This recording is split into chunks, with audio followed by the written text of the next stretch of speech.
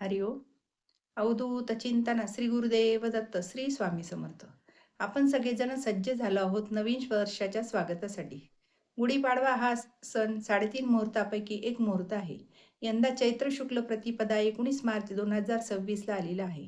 आता आपण चैत्र महिन्यातील गुढीपाडवा कधी साजरा करायचा ते बघू. सकाळी 6:54 अमावस्या संपते आणि 7 वाजेनंतर गुढी उभारू शकतो. मराठी नववर्ष याच दिवशी आपण साजरे करत असतो. कारण ब्रह्मदेवाने सृष्टी निर्माण याच दिवशी केली होती.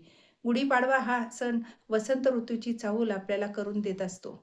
गुढीपाडवा हा सण विजयाचे प्रतीक मानले गेले आहे. मांगल्याचे प्रतीक आहे. आजच्या दिवशी आपण गुढीला कोणत्या रंगाची साडी, वस्त्र नेसायचे, कोणत्या रंगाची साडी नेसवायची नाही. प्रत्येक रंगाची एक ओळख असते. त्या संबंधित माहिती आज आपण बघणार आहोत. तर व्हिडिओ शेवटपर्यंत नक्की बघा.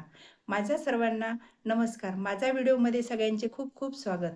तर गुढीपाडवा हे मांगल्याचे प्रतीक. या दिवशी बरेच जण खरेदी करतात. काही नवीन वस्तू, व्यवसाय चालू करतात. कोणी घर बांधणी करतात, कोणी घर खरेदी करतात, गाडी खरेदी करतात.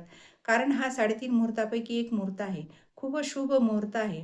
प्रत्येकाच्या घरात गुढी उभारलीच जाते. घराघरात नवचैतन्य दिसून येते. शोभायात्रा निघतात. गुढीपाडवा चैत्र महिन्यातील शुक्र प्रतिपदेला येतो.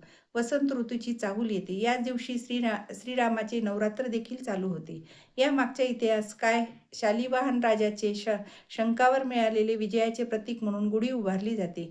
किंवा श्री प्रभू रामांनी यांनी वालीचा वध करून सुग्रीवाला राजा बनवले होते. बळीला दर्शनातून लोकांना मुक्त केले होते. म्हणून आपण गुढीपाडवा साजरा करतो. आणि त्याचबरोबर ब्रह्मदेवाने सृष्टी निर्माण केली याच दिवशी केली होती. म्हणून हा मुहूर्त खूप शुभ आहे.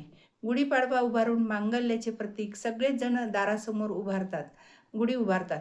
ह्या दिवशी वेळूची काठी आणून त्याला हळदी कुंकू लावायची, वस्त्र परिधान करायचे आणि कडुलिंबाच्या पालाचा प्रसाद तयार करायचा, हार लावायचा. गुढी छान पाट रांगोळी काढून त्यावर स्थापन करायची. दाराला आंब्याचे तोरण लावायचे, धूप दीप ओवाळायचा, अगरबत्ती लावायची.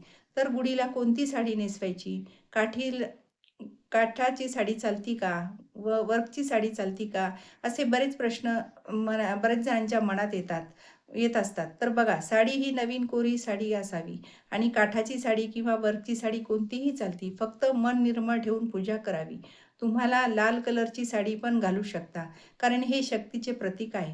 हे तुम्ही गुढीसाठी नेसवू शकता. नंतर येतो हिरवा रंग, गुलाबी रंग. ह्या रंगाच्या साड्या तुम्ही गुढीला घालू शकता. इतर कलर तुम्ही तुमच्या आवडीने पण घालू शकता. तेही नेसू शकता. फक्त काळा कलरची साडी अजिबात आपल्याला गुढीला नेसवायची नाही. हा कलर वर्ज्य आहे. अशा प्रकारे तुम्ही गुढीची पूजा करून नवीन वर्षाची सुरुवात करावी आणि गुढी ही प्रदोष काळातच काढावी. या पद्धतीने तुम्ही गुढीपाडवा साजरा केला तर तुम्हाला नवीन वर्ष खूप चांगले आणि भरभराटीच जाईल, असे स्वामीचरणी प्रार्थना करते. श्री स्वामी समर्थ. श्री स्वामी समर्थ. माझा जर व्हिडिओ तुम्हाला आवडल्यास लाईक, शेअर आणि सबस्क्राईब करायला विसरू नका.